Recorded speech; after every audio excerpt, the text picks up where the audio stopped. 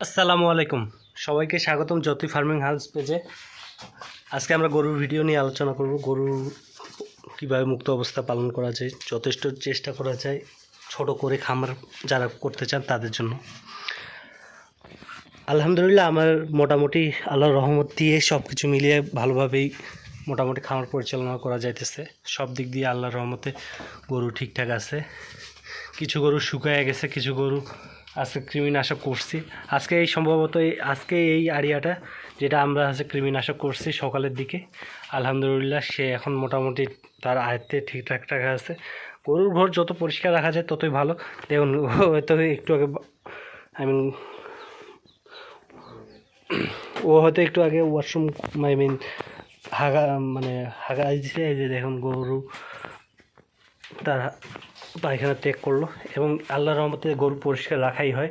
এখন একটু হয়তো 1-1.5 ঘন্টা পরিষ্কার করা হয়নি, যার কারণে একটু দেখতে খারাপ লাগতেছে। বাট আমি সবসময় মেনটেন করি ওর পরিষ্কার রাখা এবং পর্যাপ্ত পানি রাখি, যখন প্রয়োজন হয় তাকে খাওয়ানো হয়। সব মিলিয়ে এই আড়িয়াটাকে আজকে সকালে যেহেতু 7 বছর তাকে পরিষ্কার করা হয়েছে, তাকে কৃমিনাশক মুক্ত করা হয়েছে এবং আজকে থেকে তার পর্যাপ্ত খাওয়ার ব্যবস্থা ঠিক রাখা হবে।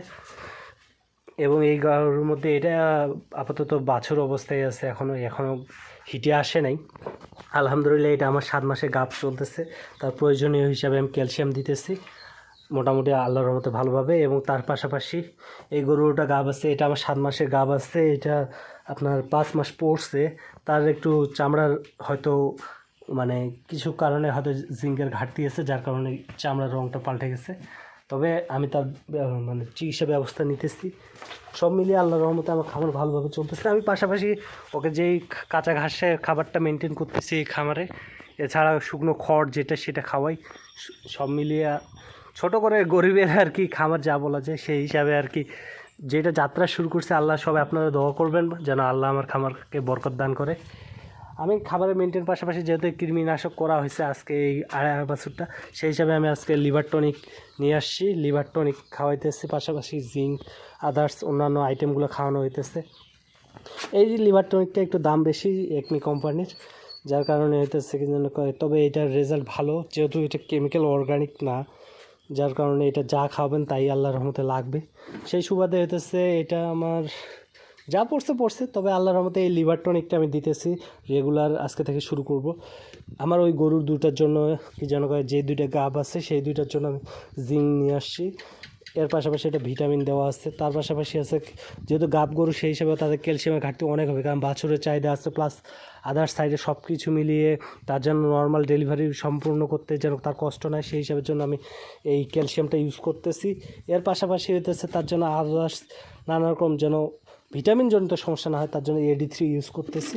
আপনারা যে কোনো কোম্পানি ইউজ করতে পারেন, তবে এগুলো আল্লাহর রহমতে আমার মেনটেন সব দিক দিয়ে ভালো আছে। এই AD3-তে আমি ক্যালসিয়াম পাবো, ভিটামিন A পাবো, ভিটামিন D পাবো, আদার্স বিভিন্ন রকম এক কোম্পানি একটা দিয়ে তৈরি করেছে। যার হোক, সব মিলিয়ে আল্লাহর রহমতে এগুলো খাওয়ানোর মাধ্যমে মোটামুটি আমি টার্গেট করতেছি আমার গরুগুলোর ভবিষ্যতে বাচ্চাগুলো যেন সুন্দর হয়। আর সব মিলিয়ে আমার গরু খামারে আল্লাহর রহমতে বারকা দান করতেছে আল্লাহর রহমতে। সব মিলিয়ে এই আমার এই গাবের এই বাছুরটা ছিল, এই বাছুরটার বয়স প্রায় আপনার হইতেছে মোটামুটি 11 মাসের কাছাকাছি। তবে একটু শুকিয়ে গেছে, যার কারণে আমি আবার তার পরিচর্যার ব্যবস্থা করতেছি। এবং এই গরুটা আল্লাহর রহমতের সব কিছু মিলিয়ে যেহেতু গাব আসছে, সেই হিসাবে এখনও এরও চিকিৎসা ব্যবস্থা ভালো করা হবে। এবং পাশাপাশি তার এই শুকনো খড়ের সাথে সাথে কাঁচা ঘাস রাখবো এবং দানাদার খাবার দিতেছি, যাতে তাদের বাছুরগুলো সুস্থ সবল ভালো মতো হয়। আপনারা সবাই আমার খামারে দোয়া করবেন। সবাই মিলে সুস্থ রাখে, আমার খাবারকে বরকত দান করুক। আসসালামু আলাইকুম।